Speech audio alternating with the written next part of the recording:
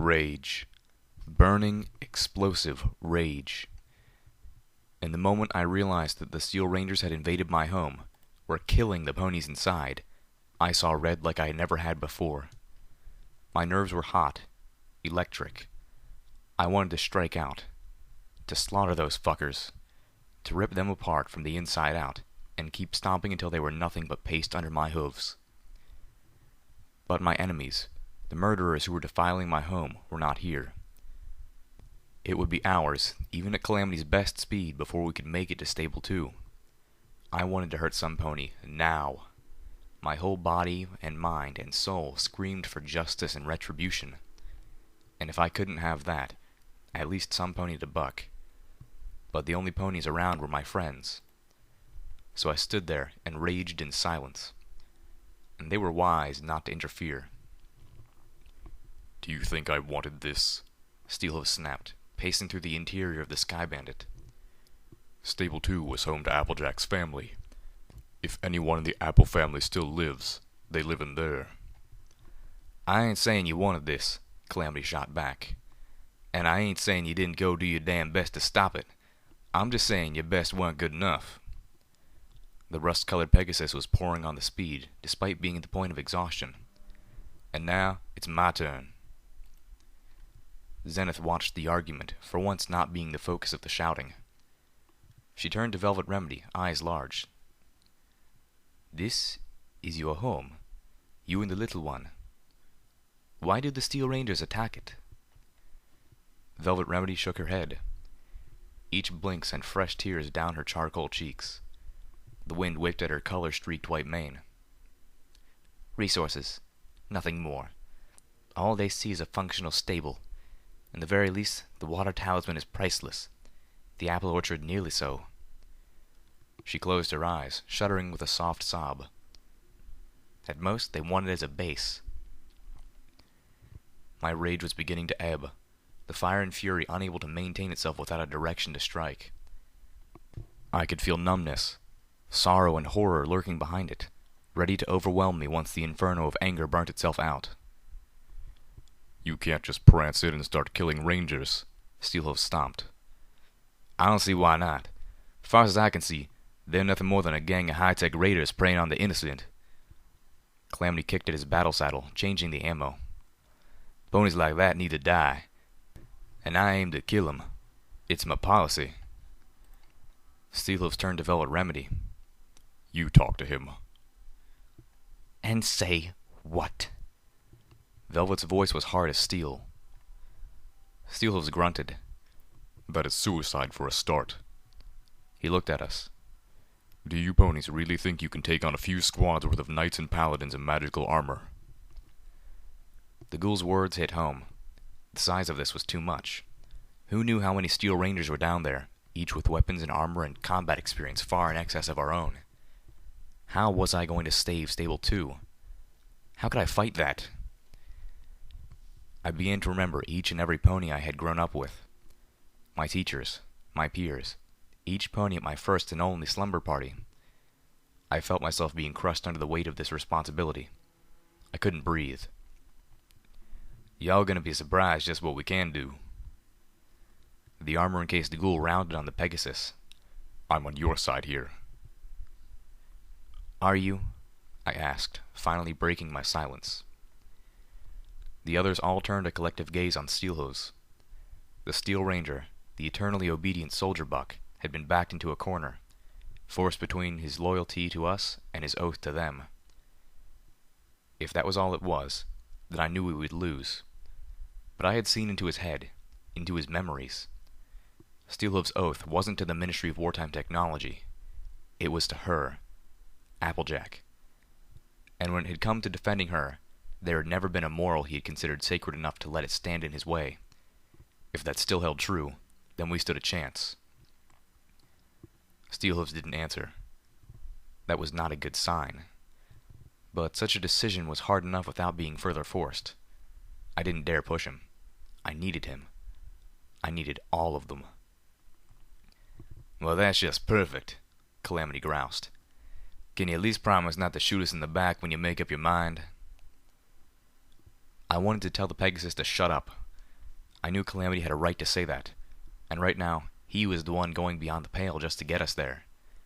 But if I had any chance of not letting Stable 2 down, not letting every pony I had ever known die, I needed my friends to pull together.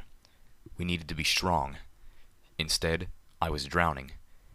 And all about me, they were splintering apart under the tension. Velvet Remedy nickered deprecatingly. Well, if we're making promises, maybe Little Pip can promise that if we win, she won't adopt any of them. I stumbled, feeling sucker-punched even as I was fighting to breathe. Oh, come on, Little Pip, Velvet said, rolling her eyes. It is not past my notice that you have a habit of collecting ponies, and now zebras, who have nearly killed you.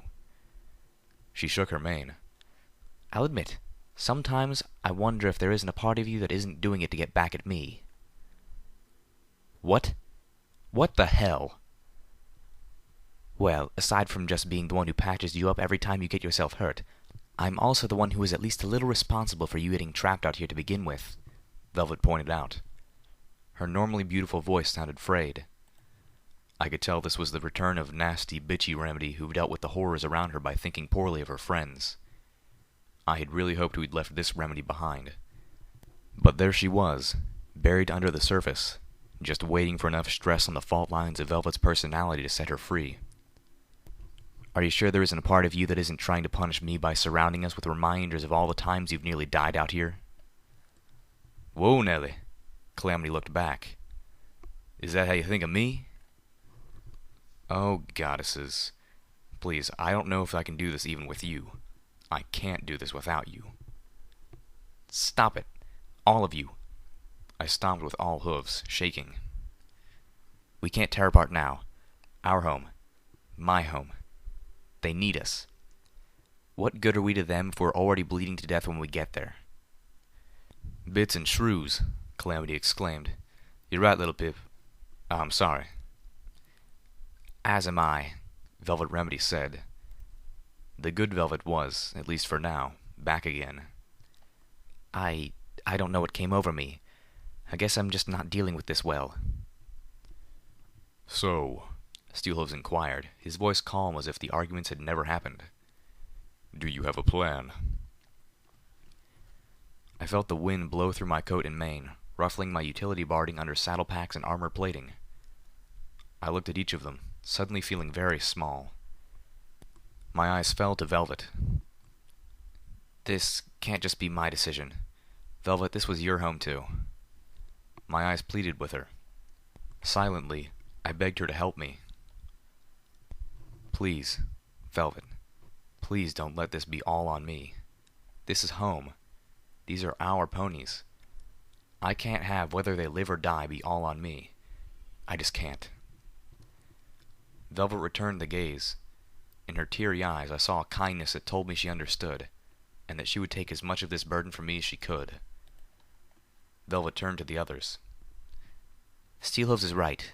I doubt we have the firepower to take on the Steel Rangers. And even if we do, we couldn't hope to do so without losses. So, we must look for an avenue of diplomacy first. I nodded, weepingly thankful. Suddenly, I could breathe again. There was an odd orange glow on the horizon, like an angry dawn was approaching. But the glow was from the wrong direction, and there were many hours before the first hints of daylight. The sun and moon had gone wild, raising and setting by their own whims, but even those whims seemed to have a clockwork precision. What are we looking at? Fires, Calamity answered. That out there's the Everfree Forest. Looks like Red Eye's got the whole backside ablaze. Zenith queried. Do you think Red Eye's troops might be near Stable 2? Nah, not a chance, Calamity answered. Those fires over a day away. Wouldn't make no sense for him to be anywhere near Ponyville. I leaned against Velvet Remedy, using her soft body for physical support, drinking in the scent of her to calm myself. I was still trembling, trying to steady myself, fighting off waves of alternating rage and bleak sorrow. The stress was winding me up until I felt I would explode, or shatter. Velvet Remedy was allowing herself the distraction of staring at the firelit cloud cover in the distance. I remember when I first left Stable 2. The cloud cover had breaks in it. I could see real sunlight. It was the most beautiful, warming thing. More beautiful than anything I'd ever experienced in my life. I thought, there is something as wonderful as this out there. Then the outside can't be that bad. She chuckled sadly. Haven't seen the sun like that again. Sometimes, I wonder if that isn't why this world feels so dark and hopeless. I remembered a similar break in the clouds, pouring the soft light of Luna's moon down upon Monterey Jack and me as we faced off on the Ponyville Bridge. It seemed like a lifetime ago. Yep, Calamity replied, missing the heart and soul of Velvet's comment. The Everfree Force don't work properly. Peg and I have always had a tough time keeping the cloud cover over that place. It's like the clouds want to move, all on their own. Cloud curtain in the areas right up against it can get mighty patchworky sometimes. Steelhooves was staring in the other direction, his visor gazing out into the darkness. Finally, he admitted with a low rumble, I don't understand why Elder Blueberry Saber is doing this. I felt Velvet Remedy had covered that question fairly well earlier. Steelhooves let out a breath. This is far outside her territory. Elder Blueberry Saber is the elder for the Philadelphia contingent of the Steel Rangers. Stable 2 technically falls under the purview of my elder and the Manhattan contingent. Oh. They can't keep Philadelphia, I offered, feeling a fresh surge of fury as my thoughts touched on what must be happening every minute now. Red Eye keeps growing stronger. The Steel Rangers' position there is stagnant, if not weakening. I think Velvet's right about them needing a new base. The ghoul nodded inside his armor. Still, it should fall to Elder Cottage Cheese to take Stable 2. For him not to be there would be a considerable divergence from protocol, and have two elders in the same place would be strategically unwise. In front, Calamity whinnied, letting all legs hang in the air and sticking out his tongue with an expression of disgust. Seriously now, your commanding officer's name is Cottage Cheese? Did his folks hate him or something? Steelhooves chuckled despite our dark situation. He does prefer to simply be called Cottage. I like Cottage Cheese, I said in a very small voice. Hey, maybe your Cottage Cheese elder's pulling the same thing on Blueberry Saber that she pulled on Little Pip, Calamity suggested. Sending her into that situation that he feels is a giant death trap. After all, don't he believe a bunch of rubbish about the Ministry of Awesome having black ops stables and nonsense like that? Well, maybe not complete nonsense, I muttered under my breath. What you mean by that, Little Pip? Crap. Calamity heard me. Well, I mean that I saw Rainbow Dash and Pinkie Pie setting up Zecora to be a double agent for Equestria. Rainbow Dash said Zecora trained under her Ministry of Awesome's best trainers, which made it sound like the MAW did that sort of thing a lot. I was met by stunned silence from everyone, except Firelight, who cooed curiously at Velvet. I had been slightly worried that mentioning I had the memory orb of Rainbow Dash might lead to Calamity demanding a recollector. I didn't want my Dashlight friend losing himself in the orb the same way Velvet often did with the Fluttershy orb. Zecora? Zenith asked, her exotic voice slow and cautious. Do you mean Zecora of Zecora's hut in the Everfree Forest? Whoops. Yeah. Turns out she was a friend of the Ministry Mayor's, and chose to... Was it really a good idea to tell Zenith that Zecora had gone undercover to betray the zebras? Zecora was a traitor, Steelhooves growled dangerously. She was selling weapons technology to the zebras. He took a step towards me. She tried to give them the damn gun that would punch through Steel Ranger armor. Oh boy. No. Not really. That was part of her... cover? No. That is not true, Steelhooves insisted adamantly. Fluttershy knew a zebra? Velvet Remedy's voice asked. At least that revelation, thank the goddesses, probably didn't lead down dangerous paths. Little Pip, maybe you ought to be explaining some of these memory orbs y'all been looking at. I groaned. Even staying away from personal memories like Steelhose memory orbs, or dangerous ones like anything involving Fluttershy and the damn megaspells, this would take a while. Part of me was thankful for the distraction. We still had a few hours to go. Burning hoof means what? That's what she said. I was still as overwhelmed by that as when I had lived it. I'm still wrapping my mind about Fluttershy hitting on Applejack. Velvet chuckled with amusement. Even if it was for a good cause. Her eyes twinkled as she looked at me. I hung my head. I had some torment coming my way after the barn door slip-up, and I suddenly felt sure Velvet Remedy was drawing a whole new level of inspiration from the Yellow Pegasus. As if to confirm my suspicion, Zenith leaned close and intoned, "You are doomed." Steelhose had remained abnormally silent, even for the taciturn ghoul, ever since I explained the first memory. At first, I thought that the revelation about Zecora had affected him, or perhaps the confirmation of his theories about the Ministry of Awesome. With time, I grew to suspect that neither was the case. Rather, I suspected that while we were distracting ourselves from the conflict that awaited us in Stable 2, Steelhose was plunged deep within his own turmoil, and was working through it as best as he could before the moment of choice arrived. In a way, he was stronger than we were. Or, at least, than I was. The sound of rapid-fire pops floated up to us on the wind. We were approaching Ponyville. Sweet Apple Acres was still a good bit away, but in the stillness of the wasteland, the night air carried the sounds of battle great distances. Velvet Remedy whimpered. "That's a lot of gunfire." "Grenade machine guns," Steelhose noted. "Like mine. Several of them." I felt myself trembling as my imagination insisted on conjuring images of what might be happening. They wouldn't be using that sort of weaponry inside the stable, would they? And, if not, what were they doing? Suddenly, I pictured all the ponies of Stable 2 marched out into the nearest field of poisoned apple trees, lined up, and fired upon with grenades just for the cruel pleasure of seeing their bodies torn violently apart. I let out a low moan, tears in my eyes. I tried to banish the image.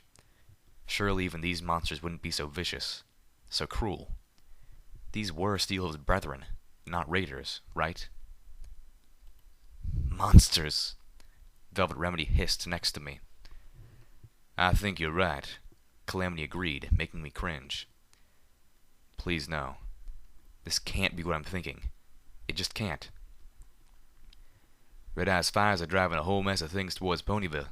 Sounds to me like a few have wanted their way up to Sweet Apple Acres. It was the deepest part of the night. There was a name for it that I couldn't remember. That mystical black hour when all is darkest and you can't sleep. When the weight of all of your sorrows and bad decisions come weighing on you the most heavily. And when the monsters scratch just outside your door. Velvet Remedy got up and started rummaging through the supplies we had stored in the back of the Sky Bandit. All those things we were keeping for trade, or had intended to stash back at Junction R7 but didn't want to burden our saddlebags with. Including every weapon Calamity had been able to strip from the pony Stern had brought with her to attack my friends at the Philadelphia Tower. I began to reload my weapons. My choices were limited. Little Macintosh was powerful enough to probably punch through a Steel Ranger's armor if I could hit a weak spot, and I had a single clip of armor-piercing bullets for my sniper rifle. Only my Zebra rifle had sufficient armor-piercing rounds, thanks to both the convoy Calamity I had looted outside of Philadelphia, and some additional ammo he had liberated from Stern's slavers. I floated the Zebra rifle in front of me, looking at it. My rage was beginning to boil again, pushing away the numbing pain. For once tonight, I put up a wall against it, trying to remain at least partially rational, not letting these feelings overwhelm me. Did I really want to use the Zebra rifle against the Steel Rangers? On one hoof, these were my enemies and they deserved what they were going to get, and the rifle was probably the best weapon I had for putting a mess of them down. But the Zebra rifle's enchantment. The bullets would do more than just punch through the armor. I'd seen what happens to a pony who is set on fire inside a suit of armor, and the memory still horrified me. Was I really ready to go spike on these ponies? "What is that you're wearing?" Zenith gasped. Velvet Remedy responded gracefully. We are going into battle against truly dangerous opponents. How foolish would I be not to go in wearing armor? And this is the best armor I possess. Velvet Remedy was, of course, wearing the Zebra Legionnaire armor. Unless, of course, you would wish to wear it, Velvet said kindly. I think you have more of a claim to it than I do. Zenith considered that a moment, glancing towards Steelhooves. No, Equestria is my home.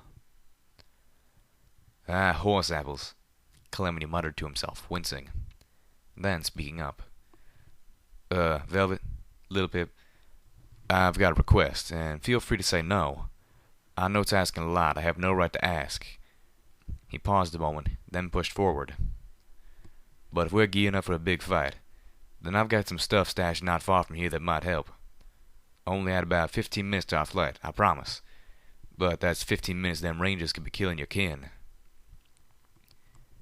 I was already feeling each second drop away with blood.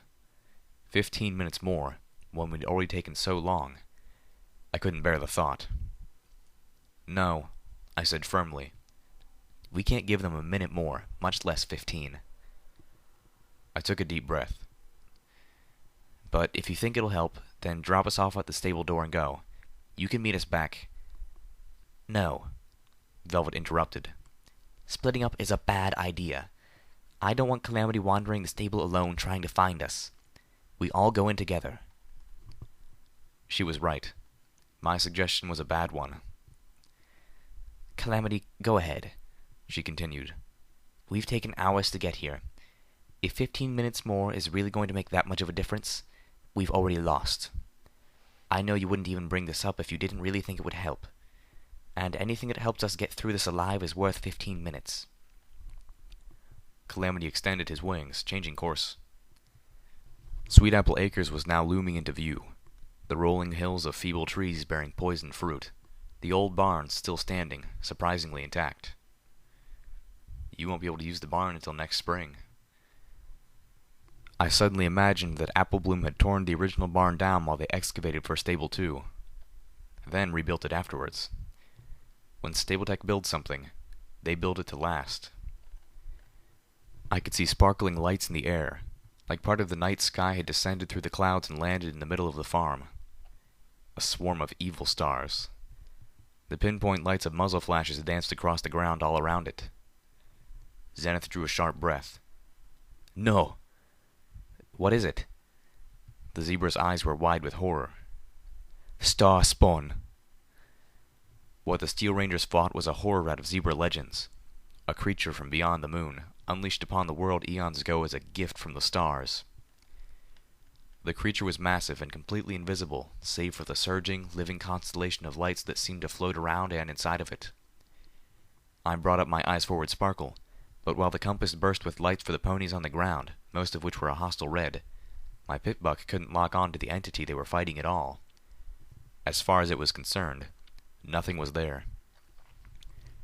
Gunfire from the embattled Steel Rangers poured into the thin air, and the starry air attacked back, crushing them or sending them flying. Rockets exploded, bathing parts of the creature in fire long enough to get glimpses of its shape. I felt only mildly reassured that its structure seemed at least vaguely pony-like, with a head, body, and 4 legs. An eldritch roar blasted across the cloud-shrouded heavens. It sounded like the cosmos screaming in rage. My first instinct was to try and help. I wanted to run to their aid. It actually took a moment for me to remember that the ponies down there were our enemies. But not all of them, at least according to my EFS. And wasn't that enough? We have to help them, Steelhooves insisted, voicing my own thoughts. You wanted diplomacy. This will be the first step. You cannot hope to fight a star spawn, Zenith gasped. What manner of fool are you? All you can hope to do is run and hide. Have you met us? Steelhooves asked. And with those words, I knew he had made his choice. Detour abandoned, Calamity winged towards the barn and flew us into the storm. The relentless thunder of weapons fire filled the night, with Steelhooves standing on top of the Sky Bandit, his grenade machine guns tearing at the virtually invisible monster as Calamity circled us around again. The Pegasus buck was doing his best to get us as close as possible while keeping us outside the star spawn's striking range. Not an easy trick, being unable to properly see the creature. The Steel Rangers on the ground had been decimated. There were at least a dozen corpses and crushed and mangled armor. Nowhere near the forces that Steelhooves estimated had been sent to take the stable. I could make out 3 remaining from the dim light of their EFS visors and the brilliant flashes from their weapons. One fired off a pair of missiles. They exploded against the transparent hide of the monster. The star spawn retaliated, an unseen appendage connecting with the armored knight with a sickening crunch. The pony flew through the air towards us. "Yow!" Calamity cried, dodging. I could see the pony was dead as it arced past us, internal organs pulverized inside gruesomely dented armor. Firelight shot out past us, strafing the creature with a balefire, washing part of its back with flames that quickly died away. I focused, trying to wrap the entire entity in a magical field. I had no intention of moving it, but as the magical aura spread around it, the creature became clearly outlined. It was far bigger than I thought, but at least now we could properly dodge the alien behemoth. Velvet Remedy cast her anesthetic spell at the cosmic beasts. Her magic hit it square in the head. The creature stumbled, phased for only a few seconds, then let out another mighty roar. "Dang it, she's just too big. We ain't doing more than bee stings to her." "I told you," Zenith warned, cringing. "You can't slay a star spawn. You best be thankful this one is but a baby. A full-grown one would have devoured all of Ponyville without even noticing." "That's just a baby?" I asked in shock as the monster stepped backwards, colliding through the barn. The last building standing on Sweetapple Acres, the barn which had weathered apocalypse and 200 years of the wasteland, came crashing down. I felt a pang as I watched the barn I'd witnessed Applejack and her friends together in during Sun Year, happier times, be obliterated by the uncaring misstep of the star spawn. "Little Pip, keep that glow up," Steelhooves ordered as my telekinetic field began to slip. "Calamity, bring us around in front of the thing and hover. Velvet, have that spell ready when I say." "I sure hope you know what you're doing," Calamity said as he brought the Sky Bandit directly in front of the monster's snout. "Now, Velvet!" Velvet Remedy focused, unleashing a small bolt of magic that splashed over the head of the creature. Again, for just a moment, it was stunned by the same magic that would completely paralyze a hellhound for nearly an hour. A streak of smoke shot out of the top of the Sky Bandit above me as Steelhooves fired off a single rocket. I watched as the missile shot through the glow of my magic, and beyond where the hide of the creature should be, lodging inside the monster's transparent, star-moted head.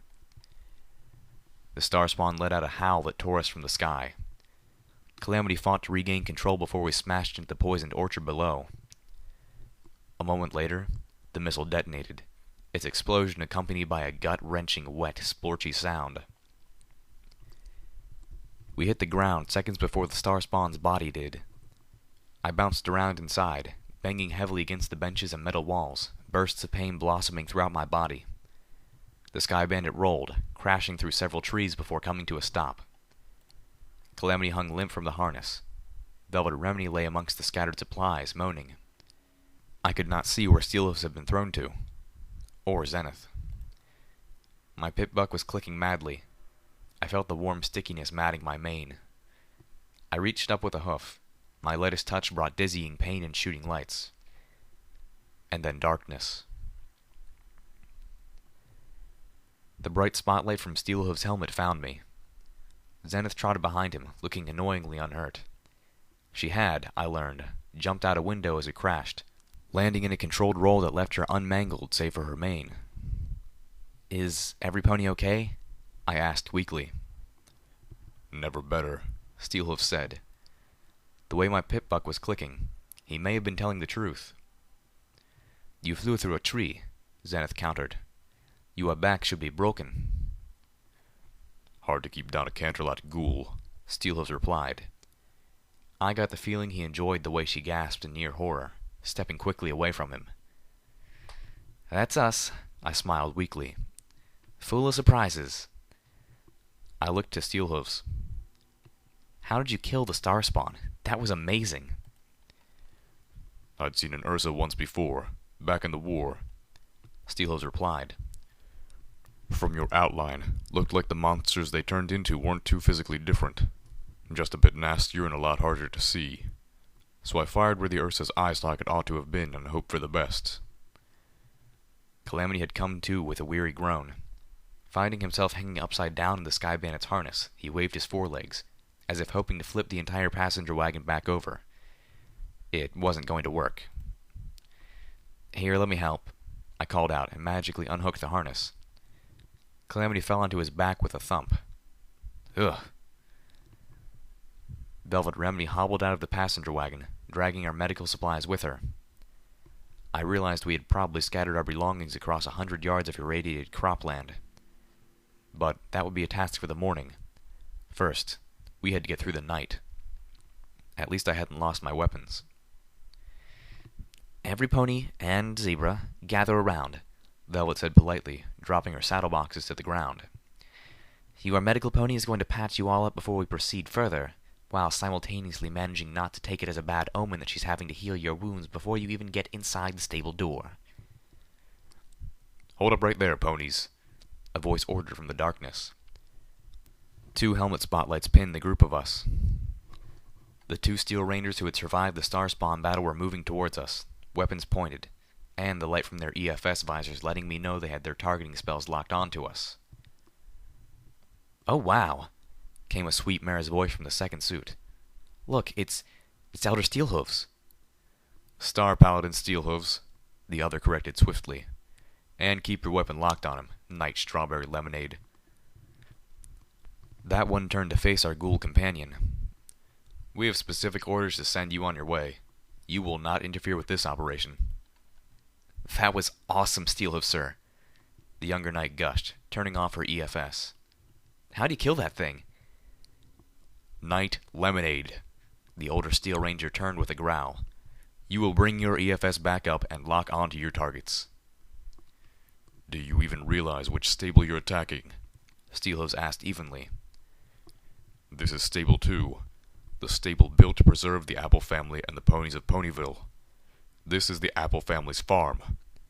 That barn had been the barn that the mayor of the Ministry of Wartime Technology, Applejack herself, had grown up in. That stable holds her kin.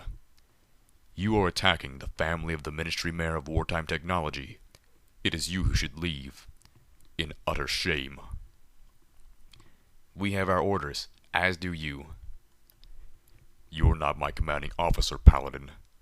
Nor is Elder Blueberry Saber. Steelhooves stood his ground. And even if you were, these orders are wrong. This operation is a disgrace, and any pony involved in it does not deserve the title of Steel Ranger. The orders I'm giving you come from Elder Cottage Cheese himself. You are to leave at once, and take your tribal friends with you. The Paladin turned to the knight once. And you bring up your eyes forward, Sparkle, and lock on target. That is an order. Sir? Night Strawberry Lemonade faltered. Star Paladin Steelhooves is right. This operation is wrong. The Paladin turned to face the knight, a back-mounted light machine gun swiveling to lock onto her now. You will bring up your Sparkle and lock on target, or you will be facing a court-martial for disloyalty before the sun sets. The Paladin growled. Do I make my... Blam. The Paladin fell, twin bullet holes forming black zeros in his armored helmet. Night Strawberry Lemonade backed up in shock. The rest of us turned to Calamity. What? I gave Diplomacy a chance. He obviously wasn't about to join the good guys. Velvet Remedy's horn glowed softly as she did her best to heal the gash on the back of my head without binding my whole face in bandages. Fortunately, she said it looked and felt far worse than it actually was. Elder Cottage Cheese is dying, Night Strawberry Lemonade said, filling Steelhooves in as best as she could. I mean, I know he's been dying forever, but just this last month, not even the medical bed seems to be helping anymore. He's focused on taking Stable 29 before he dies. That's where he is, with Star Paladin Crossroads. He invited Elder Blueberry Saber to lead the acquisition of Stable 2, along with Star Paladin Nova Rage. Of course he did, Steelhooves commented. Star Paladin Crossroads has pushed for me to become an elder. She has the same sentiments that I do. Cottage must have known there was no way Cross would agree to taking Stable 2. He stomped. Star Paladin Nova Rage, on the other hoof, is an MWT traditionalist just like Elder Blueberry Saber. Calamity wiggled his left wing. It had suffered injury in the crash, and now Velvet had mummified it in bandages. Reckon this Cottage fella wants the Crusader in Stable 29? Live forever inside that machine.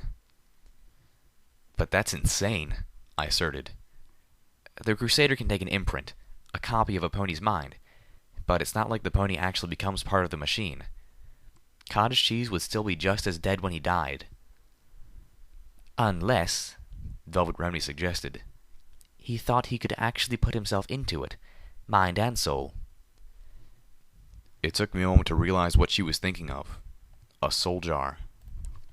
Blackwing's Talon Group had been hunting for information on the Black Book for some pony. Now, I suspected I knew who. If a soul jar could be made out of anything, why not a Crusader? I suddenly imagined the Elder who ordered the attack on my home living forever in an indestructible computer. There was no way I could let that happen. He didn't get eternal life as a reward for this murder. Steelhooves continued to speak with Night Strawberry Lemonade. In the end, she told him, "Look, I believe you're right, and I'm willing to stand aside, but I can't follow you in. I can't attack other rangers." Her visor turned towards Calamity. "Or cooperate with tribals who do." Steelhooves nodded, putting an armored hoof on her shoulder. "I respect your decision. You're doing the right thing." He turned to us. "Are we ready?" I stood, floating the zebra rifle to my right and Little Macintosh to my left. From what the knight had told us, Elder Blueberry Saber had left a fifth of their force guarding the way in. A precaution against us as much as the horror slowly emptying into Ponyville from the ever-free forest. Truth was, I was not ready. But every moment we were spending talking and healing was one more for the 4 dozen Steel Rangers inside to tear their way into the security in Overmare's wing and slaughter every pony they hadn't killed in their initial strike. They couldn't wait for me to be ready. "We go." Calamity brought up the rear. His sharpshooting would be critical should we be flanked. I kept glancing back at him, watching his reactions as we passed through the tunnel beyond the apple cellar. It was not like the sanitized little tour we had seen in the Stabletech headquarters. "This is Velvet Remedy's home," he muttered. "Little Pip's home." I'm pretty sure he didn't know I could hear him. Before the Pinkie Pie statuette, I probably wouldn't have been able to. "I gotta be strong for 'em, not go crazy. Can't just charge in and kill every armored bitch I see. I need to be strong. I need to watch for 'em. Need to protect 'em. I can do this." The skeletons which littered the floor had been crushed and broken, trampled by an army of metal hooves. I felt a twisted sickness welling up within the reservoir of rage that was filling my head. No pony knew who they were, but they deserved better than this. I felt part of my anger turn on myself. Why had I not returned to bury them? They died at the door of my stable. But then, the equestrian wasteland was filled with skeletons. I hadn't treated any of the others any better. Not even the skeletons of Apple Bloom or Pinkie Pie. But at least I hadn't defiled them. I hadn't smashed them under hoof without even caring. The door to Stable 2 was wide open. Velvet Remedy and Steelhooves were our diplomats, so they were the first to lead in. I wanted our Steel Ranger to have a shot at wooing any of the Rangers before we had to shoot. So Velvet was the first to step back into the place that had once been our home. She stopped with a painful gasp. I galloped up to meet her. The entrance room was as gray as the maintenance areas of Stable 2 had always been, but now there was a cacophony of color splashed all over it. The pretty colors of pastel-coated ponies lay in pools and sprays of darkening crimson. The Overmare had sent 6 ponies to greet whoever was coming in. Only 2 of them, stable security guards, were armed. The others had come bearing only hopes of friendship. Scattered near the open muzzle of a magenta-coated young mare was a bouquet of flowers, a welcoming gift. The white flower petals were stained red, and the Steel Rangers had gunned them down. The pony in my head stood teetering on the edge of a great, dark spiral. A bath covered with bones that led forever downward into blackness. The currents of my rage pulled her towards it, a tidal force of crimson pouring into the abyss. I pulled her back, and my rage shattered. The horror and sorrow and hurt that had been building up just flooded in. I collapsed to my knees, sobbing openly. "That's it," I heard Calamity say. He sounded so very far away. "Fuck diplomacy. Any pony who was part of this, who even stood by and watched, is a dead pony." I realized I recognized the yellow-coated mare who lay disemboweled in the corner. But I couldn't remember when I'd met her, or what her name was. And that made it so much worse. Why couldn't I remember her name? She deserved to have her name remembered. She deserved to be alive. Velvet Remedy, her own face wet with tears, trotted up and wrapped her forelegs about me, pulling me into an embrace as I heaved and sputtered and wept wretchedly against her coat and armor. "Little Pip has been strong long enough," I heard her say. "This is my home, too. I'll take it from here." Calamity, Zenith, and I formed our stealth team. As soon as I could quiet myself and move again, Velvet Remedy had sent the three of us ahead. We were no longer looking to negotiate unless they offered the white flag first. Instead, we would strike first, fast, and with finality. The first Steel Ranger whom I pumped full of bullets from the zebra rifle died in agony, screaming as his internal organs burst into flame, cooking him from the inside out. I didn't feel any remorse, no sympathy, nor did I feel glee, or even a grim satisfaction. My emotional deluge had left me fiercely numbed and focused. The act was necessary and right, and beyond that had no more emotional impact than brushing my teeth. I no longer even felt a twinge of revulsion for what Spike had done defending his own home. We passed by more dead ponies in every hallway. The Steel Ranger's attack had been brutal, but there were not nearly the number of dead that I would have expected. The Friendship Committee had been a well-calculated play on the Overmare's part, and when the Steel Rangers showed their true intentions right there in the entrance, they gave her enough forewarning for a rushed evacuation into security in the Overmare's wing. I both loved and hated her for that. So far, the maintenance wing had been hit the worst. The Steel Rangers had moved to secure it first, probably to prevent any pony from sabotaging the technology they were the most interested in. The ponies down there had no time to get out before the Steel Rangers had cut them off. I turned the familiar corner, and found myself face to face with the pit-buck technician's stall. A fresh surge of emotion hit me as I saw the black scorch marks on the walls I had once cleaned. A red trail of blood ran along one wall, dripping at the end until I met the corpse of my mentor. If I ignored the missing leg, I could almost pretend he was asleep on the job again. This was not the mural I had once hoped for. I was crying once more, my vision blurring, making the lights of my EFS swim. The door into my mentor's office lay open. There was movement inside. A red splotch on my compass. I waved the others back and started to creep forward. The Steel Ranger never saw me coming. I floated little Macintosh right up behind her head, just to the left of the fin.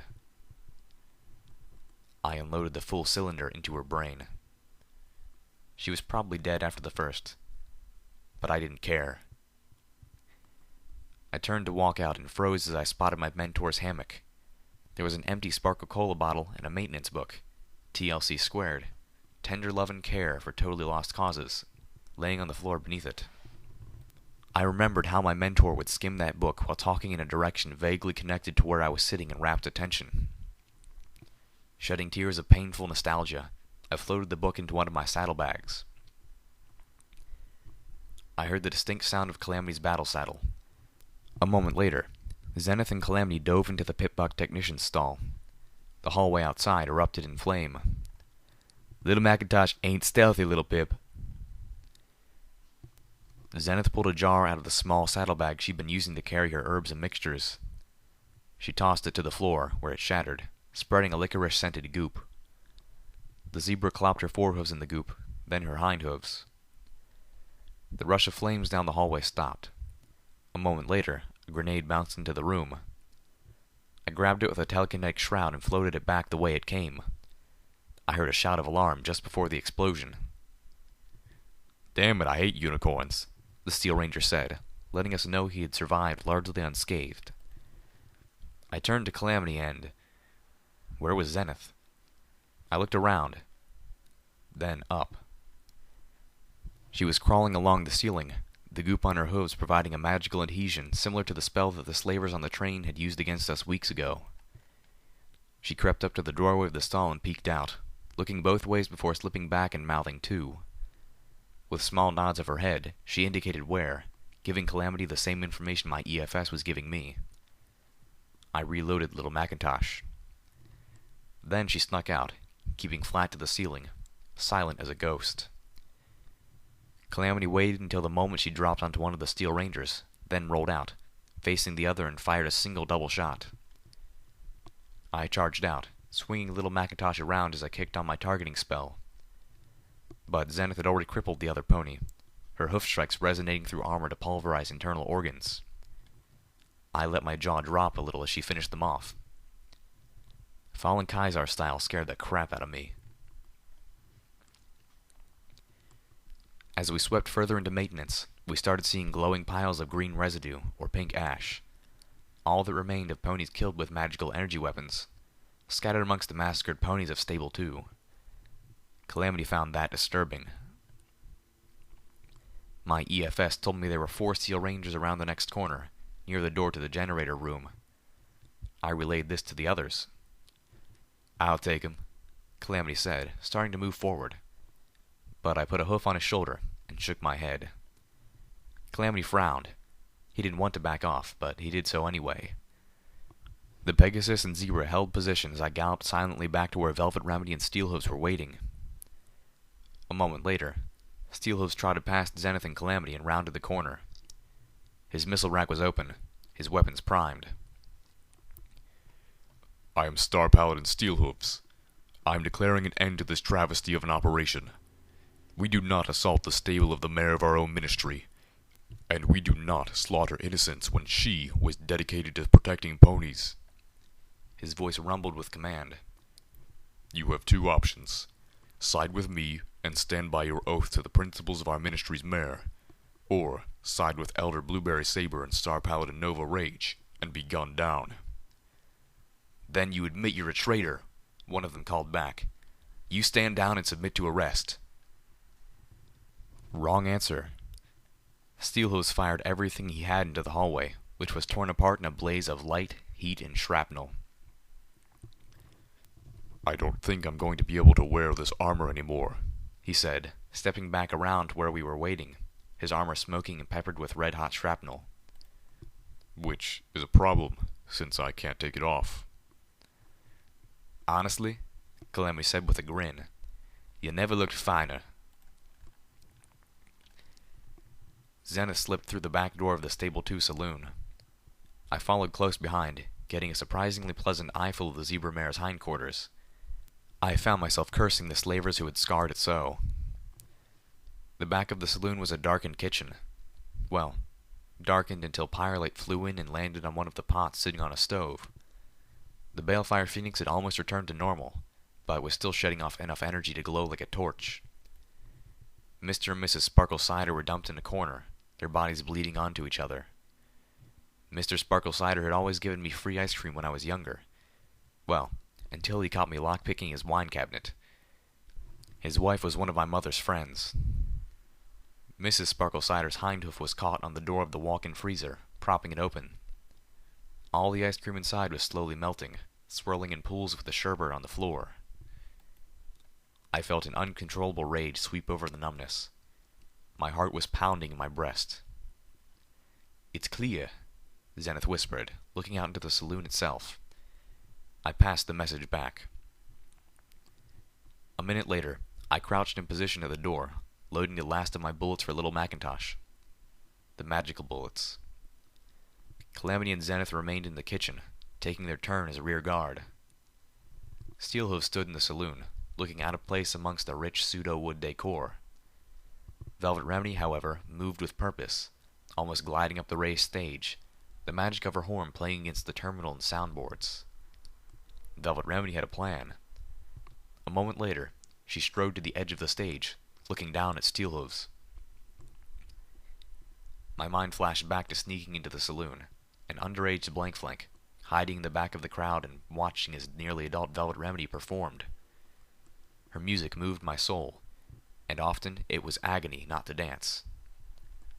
"Ready," she said, and her horn flared. "Attention, Steel Rangers," Steelhooves began. His voice boomed throughout all of the stable. Velvet Remedy had commandeered the public address system. "This is Steelhooves, founding member and eldest living of the Steel Rangers, Star Paladin of the Manhattan contingent. I call on you to stop and consider your oath. Consider where you are and what you're doing. Do your loyalties lie with Applejack, the mayor of the Ministry of Wartime Technology, the creator of the Steel Ranger armor, and the mare who by her own hooves, the sweat of her brow, and the honesty of her heart, forged the Steel Rangers? Or is your oath to the fearful, greedy ponies who abandoned all that she stood for, turning us into little more than technology raiders, hoarding toys from the past because they have forgotten that it is virtue, not trinkets, that make a pony great? Ponies who now turn their eyes on Applejack's own home, commanding that you slaughter her family for their greed. These orders, this operation, would be an abomination in the eyes of our ministry's mayor. Applejack was put in charge of the Ministry of Wartime Technology because she was the bearer of one of the elements of harmony, and the rule of Equestria recognized the caliber of that. Do you think it was by the virtue in her soul, or the jewelry on her neck, that made Applejack a bearer? Today, you must choose with whom your oath lies. Surrender this ignominious goal, and join by my side, reaffirming your oath to the protection of the citizens of Equestria, just as Applejack dedicated her life to. Or continue in this disgraceful act, and face the wrath of those who choose to stand true. The glow around Velvet Remedy's horn faded. Steelhooves looked up at her. "Well, how was that?" She smiled brightly in response. 3 Steel Rangers charged into the saloon, battle saddles filling the room with flames and machine gun fire. Steelhooves fell in the first volley. I stared at the Steel Ranger, collapsed in a spreading pool of the ichor that ghouls called blood. I slid into Sats and fired the last of little Macintosh's rounds into them, felling one and crippling the second. I dropped Applejack's gun and swung around the zebra rifle as 3 more poured in. Behind me, I could hear the explosive blast of Spitfire's thunder as Calamity decapitated the first Steel Ranger to try to get in through the back. One of the 5 remaining Steel Rangers fired a pair of missiles up at Velvet Remedy. The Unicorn Singer threw up her shield as the rockets detonated against the underside of the stage, spraying the air with jagged chunks of pseudo-wood.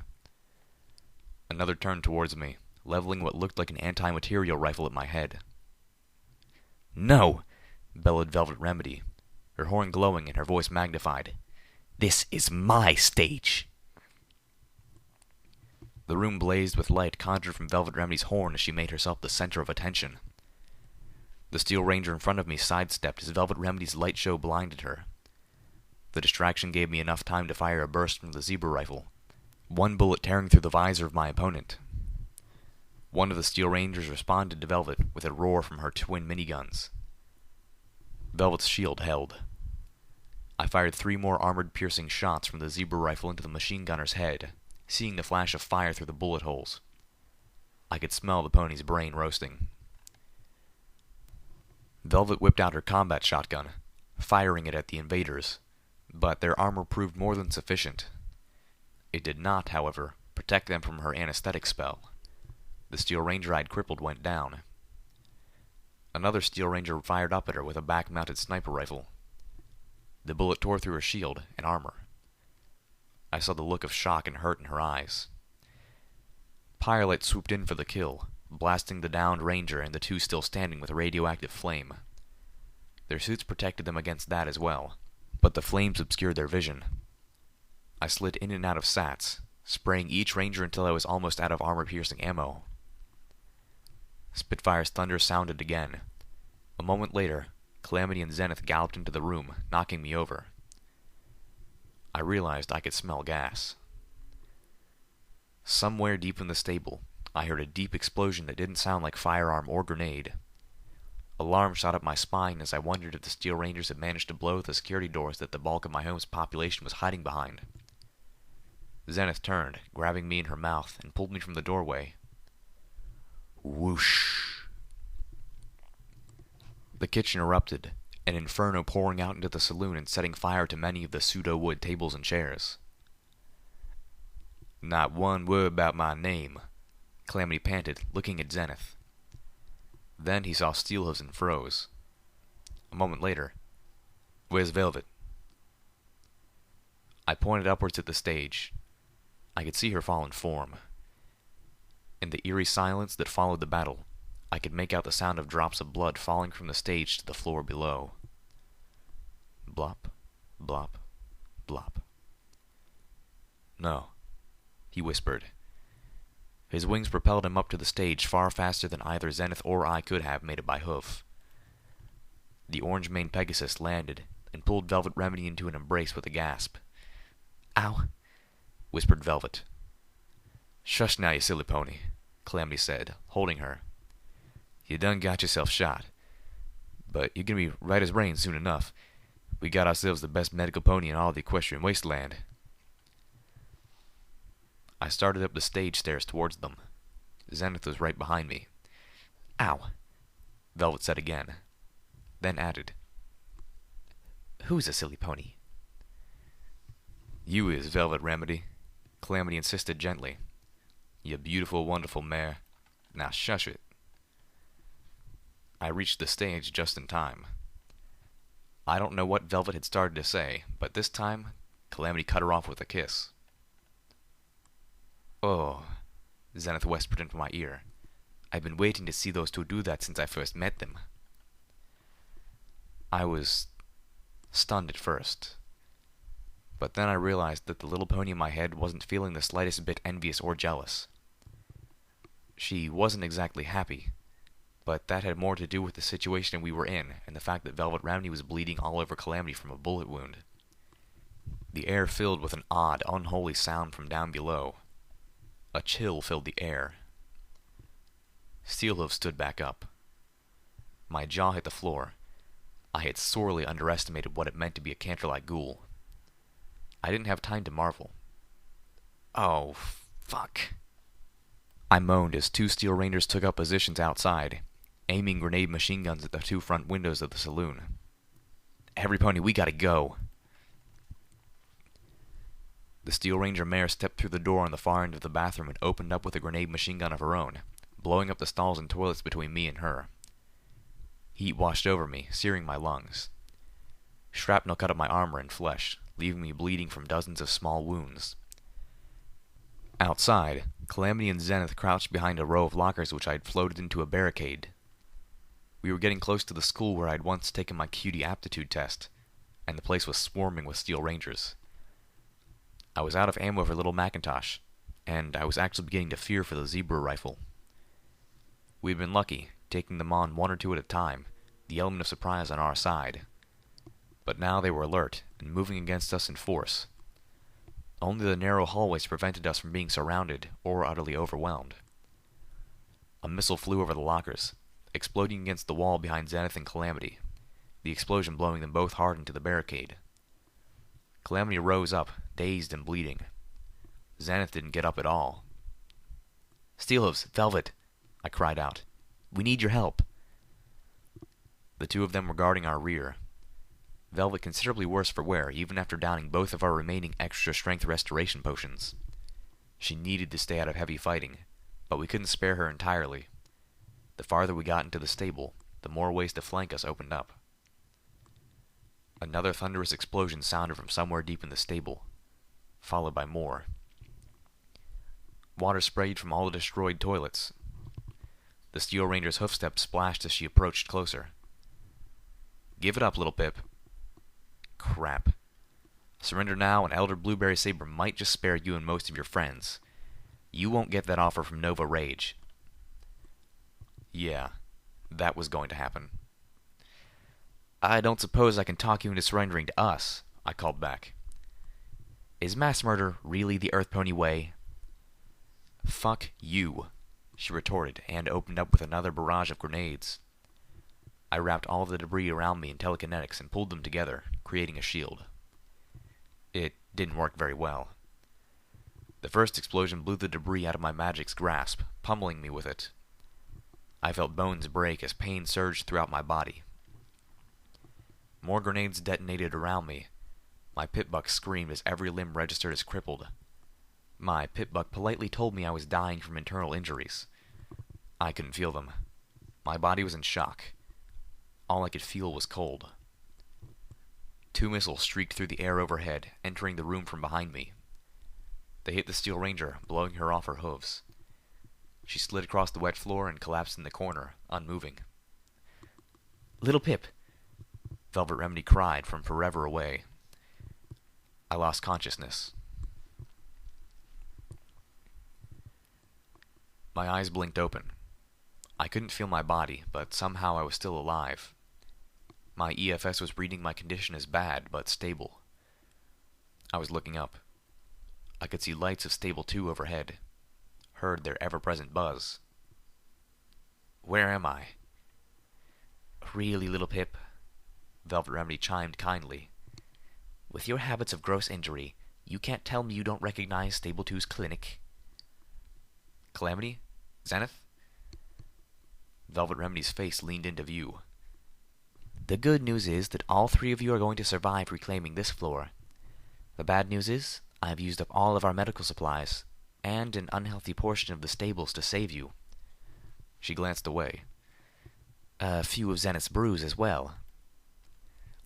Elder Blueberry Saber has pulled most of her ponies back into the apple orchard, Steelhoof said. She's worried now, and with good cause. She's worried? They nearly killed us, and we were nowhere near the security in Overmare's wing yet. I didn't understand why they weren't just swarming us and wiping us out. I said as much. Because there are less of them, and possibly more of us, Steelhoof said bluntly. About 1/5 of the Rangers she was leading didn't take too well to what was going on down here. Star Paladin Nova Rage killed one of them for disloyalty, and Elder Blueberry Saber locked away the rest of the dissenters behind a welded door. Explained why diplomacy hadn't been working. All the ponies that diplomacy might have worked with, the Elder had locked up already. They're trapped in the school, Velvet interrupted. Steelhoof has been speaking with them. If we can get them out, we'll have nearly a dozen Steel Rangers on our side. Unfortunately, we're having a bit of trouble with that. But Elder Blueberry Saber doesn't know that. As far as she knows, the moment we took this section, we get a whole lot stronger. I tried to get up, only to realize that not only could I not feel pain, I couldn't feel anything. Velvet Remedy had used her anesthetic spell on me. I tried to get up again, fervently sending the signals from my brain to a body I couldn't sense that ought to make it move. My body heaved and I fell to the floor with a thud, bloodying my nose. I couldn't feel that either. Now look who's a silly pony, Velvet Remedy giggled. Stop that, or I'll tell Homage that you're into bondage and spankings. I couldn't feel myself blushing, but I'm sure I was.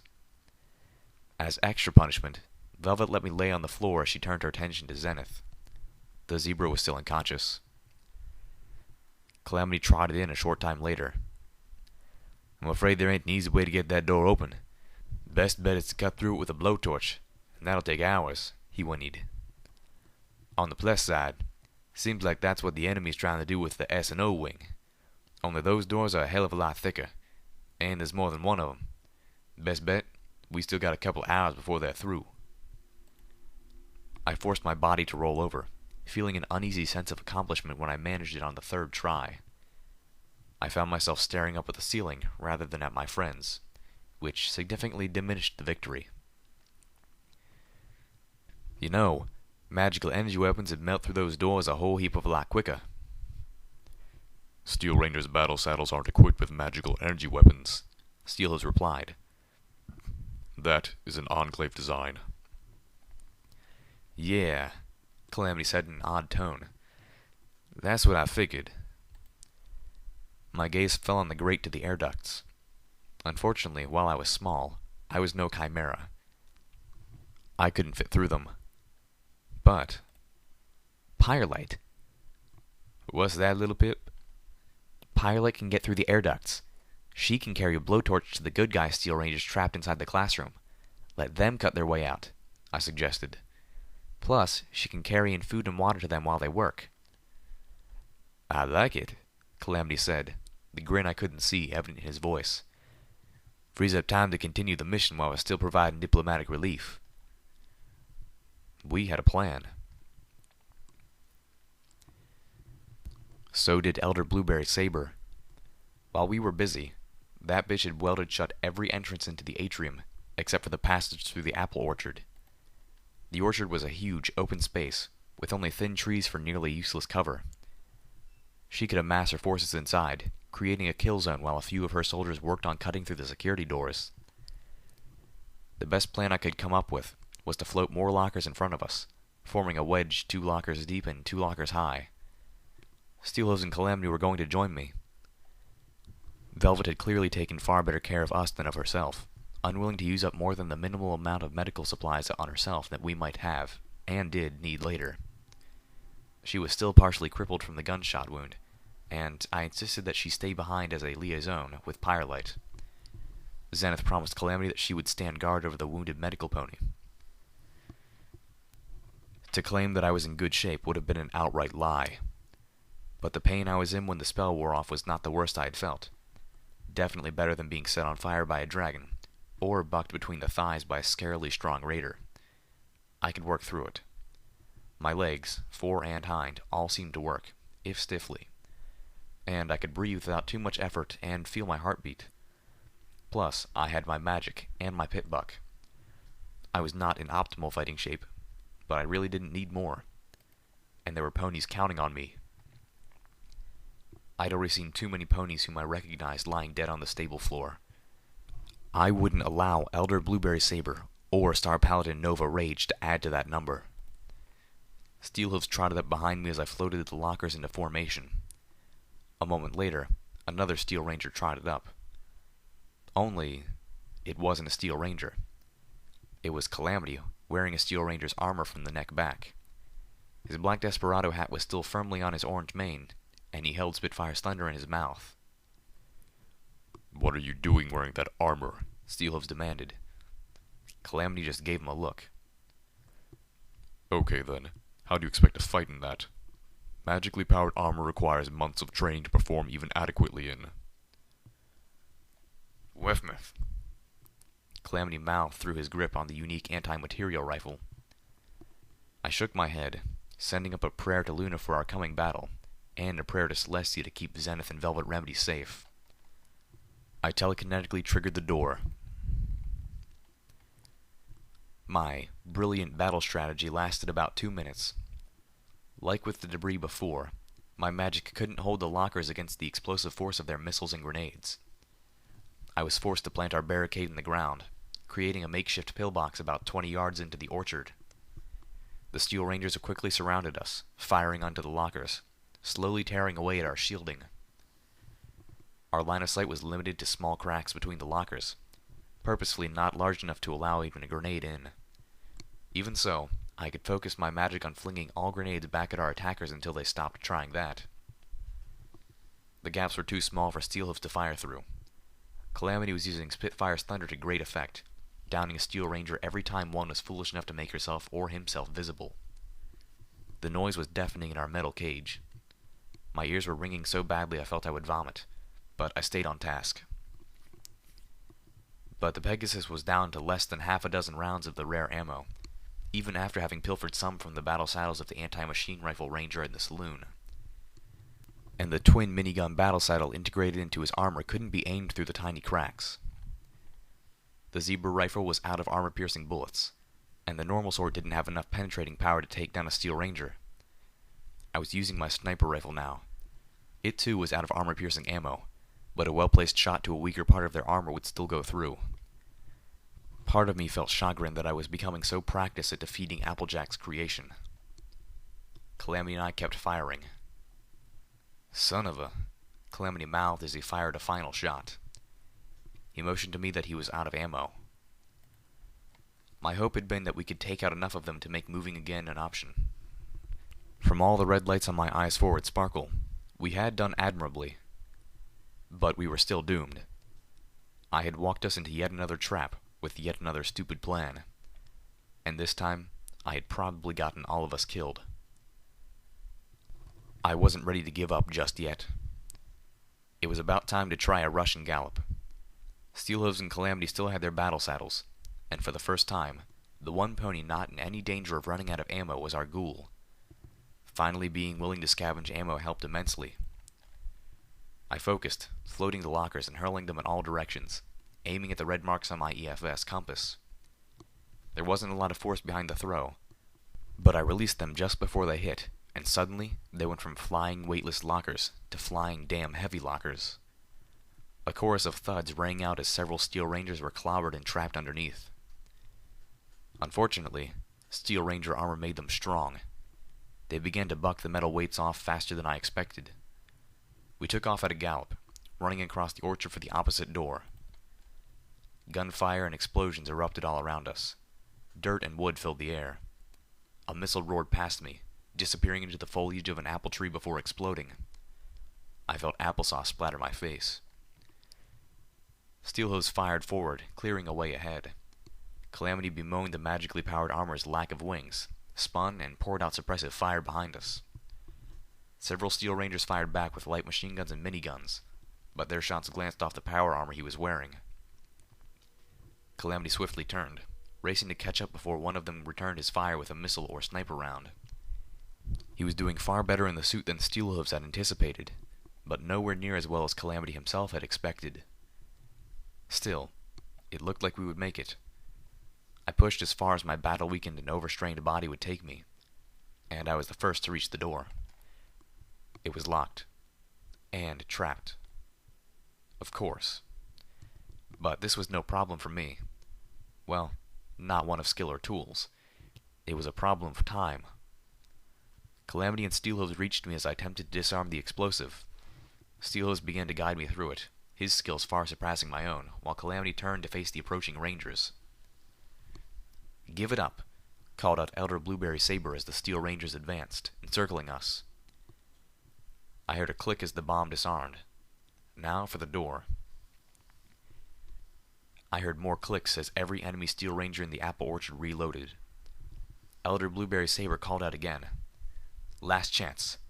Give it up." I sighed. Damn it. This was the damn Ministry of Morale rooftop all over again. Why don't you just kill us? Because now she needs to make an example out of me, Steelhooves guessed.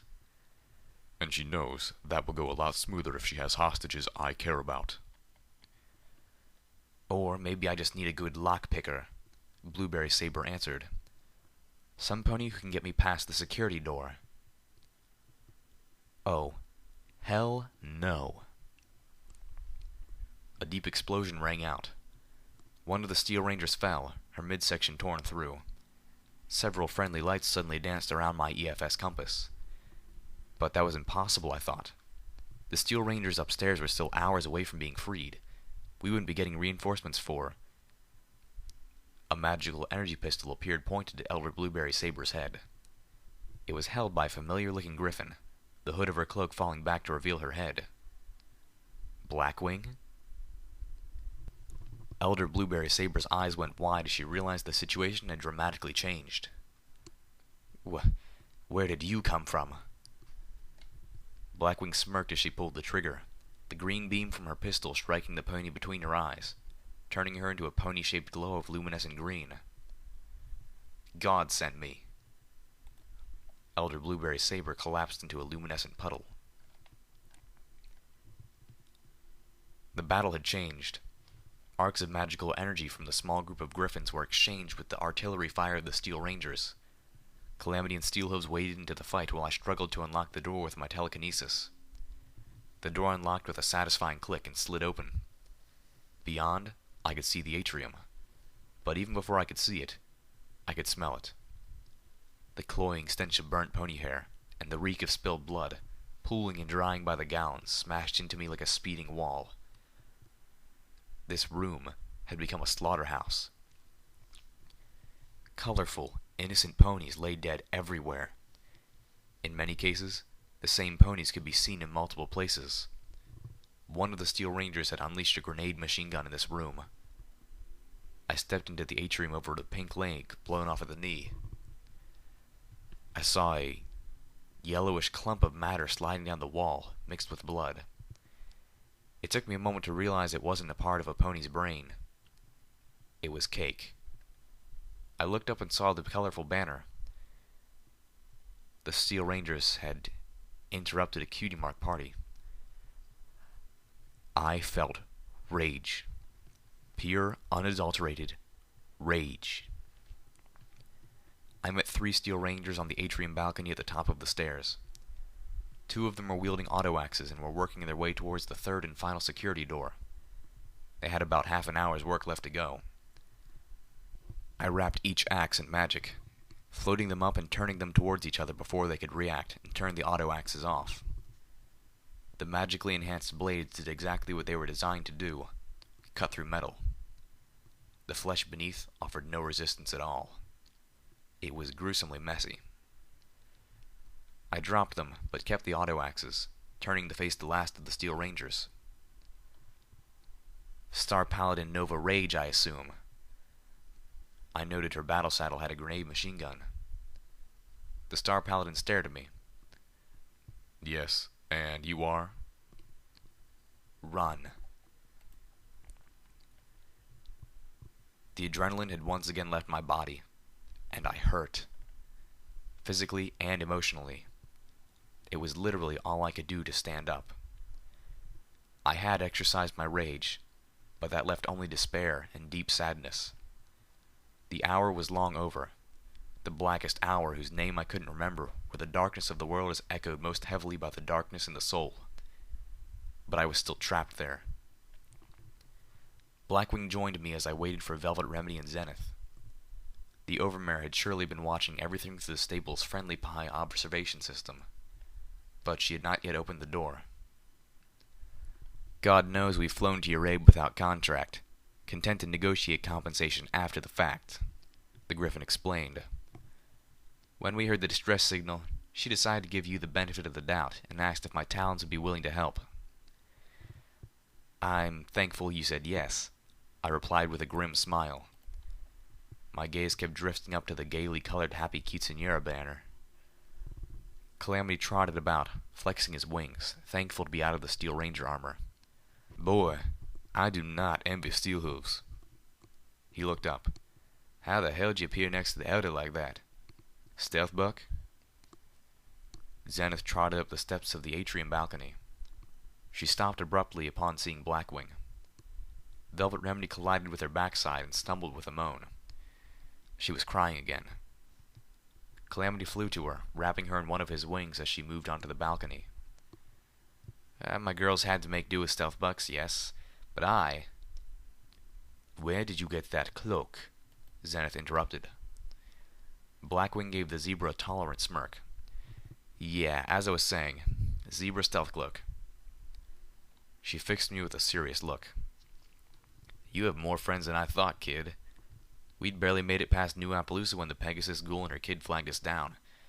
Turns out they'd heard the distress signal too and wanted to pitch in. Practically gave us enough stealth bucks to get in while all you ponies were busy with the star spawn and wage a war of our own. Not to mention the cloak, which I would note I insisted on paying her for. I looked over the railing at the other griffins in Blackwing's talons. The deep explosions I'd heard before were now obviously from Butcher's little Gilda. I think she wanted to come in herself, but, well, she has a kid. A frown passed across Blackwing's beak. Who I really hope she adopted, 'cause if not... Ew. Yeah, sorry we didn't get to you sooner, Butcher called up to us. Managed to get ourselves trapped in the generator room for the longest time. Then you ponies come along and not only take out the guards sealing us in, but most of the door, too. I was standing in an abattoir that had once been my home, and yet I found myself laughing. It was not a good laugh. It was a hurting, horrified, emotionally wrung out laugh. The laugh of a pony that can't scream or cry. I forced myself to stop as the security door slid open. The overmare stood there, gazing at us, and behind her was a throng of terrified ponies. Is it safe? One of them asked. I found that I couldn't find my voice. I was petrified. Yep, Calamity answered for us. Rooted out the last of 'em. The ones in the school are good ponies who just got wrapped up in something really horribly bad. They'll be leaving soon with us. The auto axes making cutting through the welded door a much quicker task. Thank you, the overmare said to all of us. Then she shooed the other ponies back inside. They did not need to see any more of what had become the atrium. Little Pip, Velvet Remedy, would you please come in? The overmare motioned for us to enter the formerly sealed wing. Calamity slid his wing from Velvet and poked her towards the overmare with his nose. She moved slowly, but with ladylike grace. I followed, feeling clumsy and small and horrible. And then there was blood everywhere. Sparkling Cider did a wave with his hoof like this, and fell down. As the overmare slowly guided us through the crowd towards her office, a familiar voice froze me in place. Mother? I looked up, and there she was, standing in a small clique of her friends, notably absent Mrs. Sparkle Cider. She turned and looked at me with a vaguely scandalized expression. Is that little Pip? She asked one of her friends. The other mare answered in affirmative. I don't even recognize her, Mother said, not with awe or maliciousness, but as a casual statement of truth. I felt all the life drained from me as she looked me over. My blood had turned to ice water. My stomach knotted up, then sank to the lowest part of my body it could find. The world seemed to stretch away from me. She turned away from me, delving back into her conversation, my presence barely augmenting her tale. I was traumatized. I'm gonna have nightmares of this forever. I'm gonna need therapy. As horrible as this sounds, my first thought was, that'll never come out of this apron. 'Cause he was wearing this wonderful, lovely yellow one with the... I spotted the glow from her horn, so very soft, and the bottle floating nearby, surrounded in the same light. She was drunk. Of course she was drunk. That's how she always protected herself from whatever crisis she thought she was going through, and this had been a real one. Still, she was alive. Alive and exactly the same. I was right here. Again. Mom? Suddenly, Velvet Remedy was between us, and her hoof was striking my mother across the face so hard it knocked her down. I stared.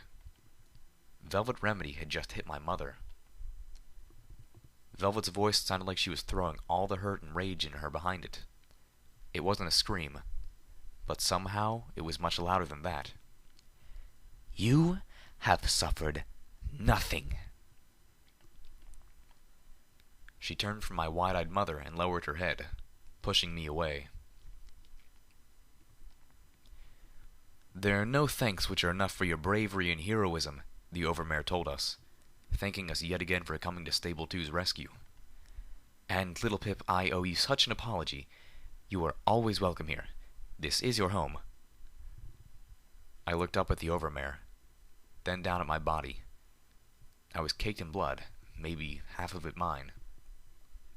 No. No? The overmare asked. I have no place here. Not anymore. I looked up at Velvet Remedy, who was laying on a couch in the overmare's office across from me. I've been outside for 5 weeks, and look at me. As much as I try, I'm not the same pony I was when I left, and I never can be. The wasteland has changed me, bloodied me, maybe even poisoned me like it has set everything else outside. I can't come back. I can't bring that poison in here. I think it's already gotten in, the overmare said sadly. I nodded. I know, but these ponies, are good ponies. Innocent ponies. They need to treasure that and hold it as long as they can. You need to wash away the blood, clean away the bodies. Try to make Stable 2 right again. Tonight will be enough of a nightmare already. The Overmare nodded. Then, is there anything I can do for you in return for all you've done for us? I thought about it, then looked into her eyes. Yes.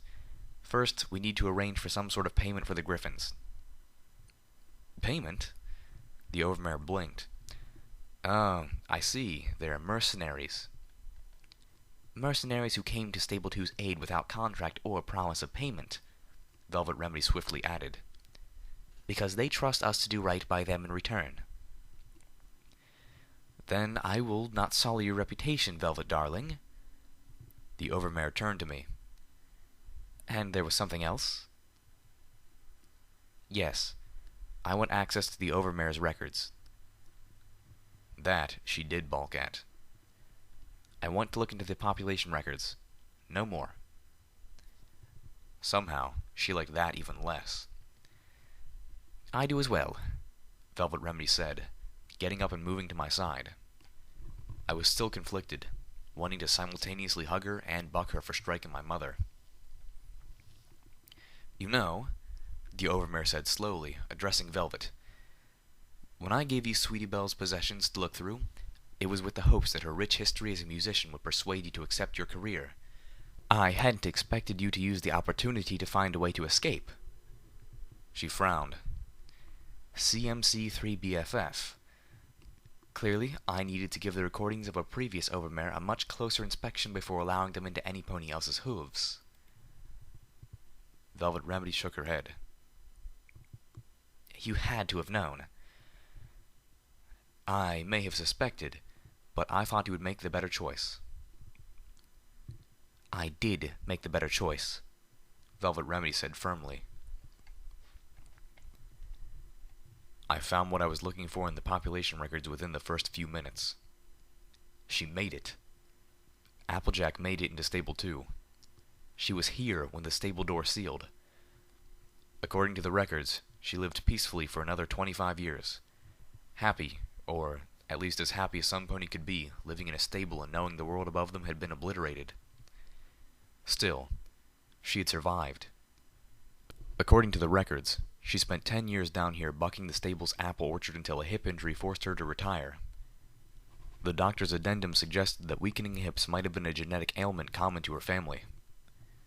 Even after that, she spent another 10 years cooking for the stable's inhabitants from the kitchen of what was now the Stable 2 saloon. She passed away peacefully, and, unlike other stable residents who were incinerated, the Overmare insisted that she be buried in the apple orchard. She was... I paused in my reading. I walked into Pallet's stall. The always messy, paint-splotched artist of Stable 2 had survived the slaughter and was already diving into a new project. The Steel Ranger stood very still in front of her, obediently at attention, as she painted over the symbol of the magical sparks and gears with 3 candy-red apples. Steelhooves plodded up to me. I'm no longer fit to wear the Steel Ranger's armor, but I can't take it off, he said as I took in his new look. Like the Ranger being painted, he too had the Steel Ranger symbol painted over with the likeness of Applejack's cutie mark. The red paint continued from there, accenting the ridges and edges all over the rest of his armor. So I thought this would be appropriate. I was a little surprised he didn't go with orange, but I could see sticking with the cutie mark's color. They're all doing it? I asked, looking at the Steel Ranger being painted, and then down the line of the hall. Every pony who has decided to return to the true meaning of the oath. That is, the oath as Applejack would have wanted it, he whinnied. We won't be able to call ourselves Steel Rangers anymore.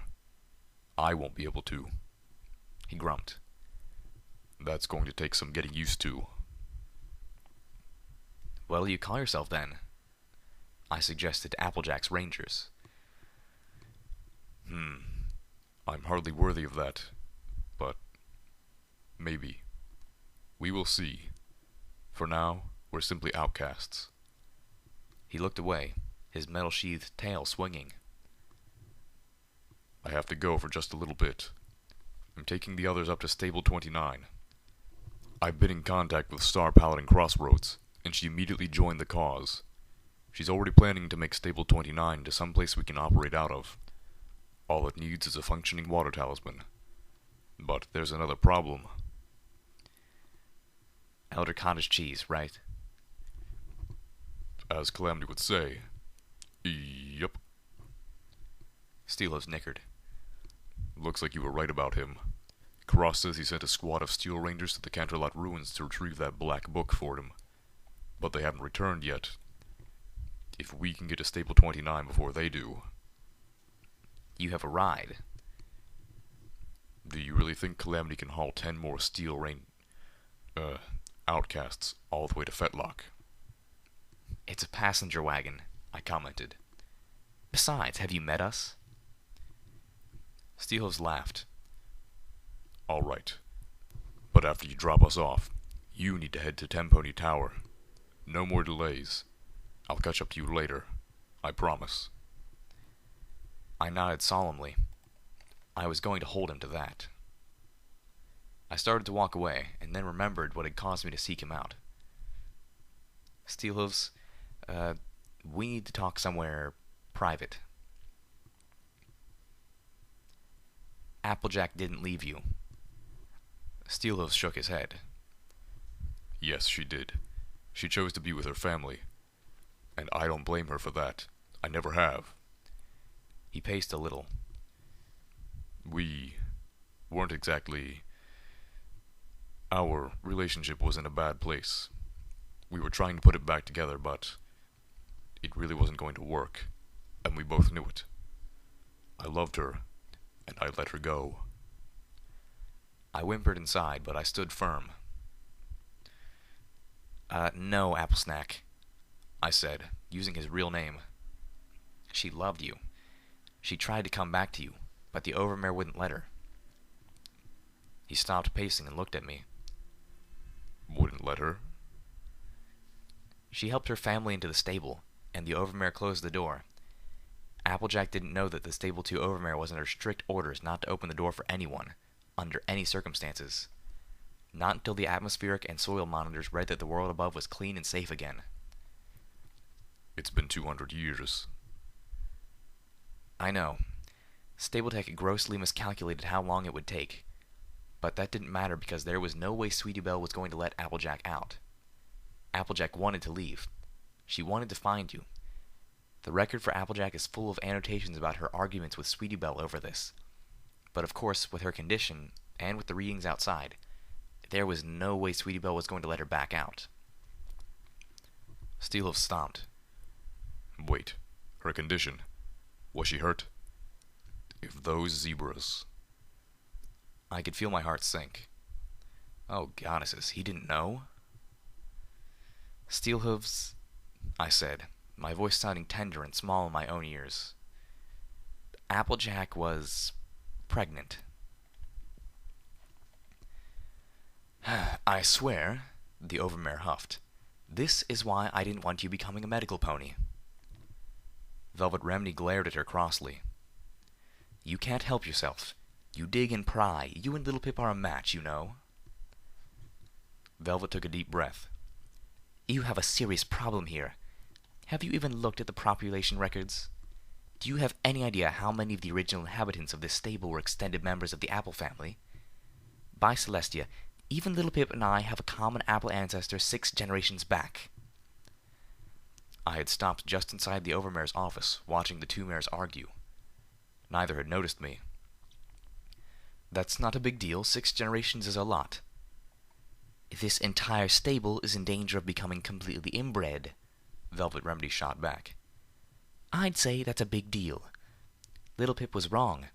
You can't stay locked up in here for much longer. Hello? I finally said. The two mares turned to look at me with matching shocked expressions. Maybe there's another way. One last detour. It was a small one. Fast. 15 minutes tops. We'd be back to pick up the Steel Ranger outcasts and ferry them to Fetlock before they knew it. and then it was on the 10-pony tower. I needed homage. I needed to just fall to pieces in her embrace. "I found one." Velvet Remedy read the words scrawled in full-like letters on the side of the metal monster rusting in front of us. It was a cannon, and it had probably been rusting here for years even before the war. The goddesses only knew what it had been doing in this secluded portion of Sweet Apple Acres.